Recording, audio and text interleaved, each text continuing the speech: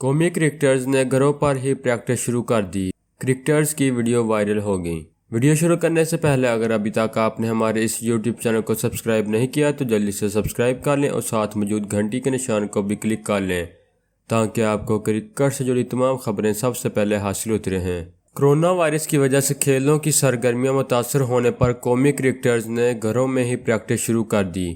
कौमी test team के कप्तान अजहर अली ने बच्चों के साथ घर में वर्जिश करते हुए वीडियो बनाई और कहा कि हम बाहर नहीं जा सकते लेकिन घर में ट्रेनिंग कर सकते हैं। पाकिस्तानी टीम के साबिक बॉलिंग कोच अजहर महमूद ने फारिग वक्त में बैट के साथ टेनिस बॉल बाउंस करवाते हुए वीडियो अपलोड की।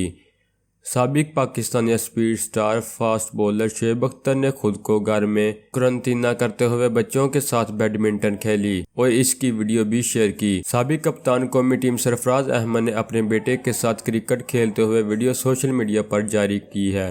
तो दोस्तों, ये थी हमारी आज की वीडियो। अगर आपको हमारी ये वीडियो पसंद आए तो इसे लाइक लाजमी करें और हमारे चैनल को सब्सक्राइब करें ताकि आपको क्रिकेट से जुड़ी तमाम खबरें सबसे पहले हासिल होती रहें। तो दोस्तों, मिलते हैं अपनी अगली वीडियो में। खुदा हाफिज।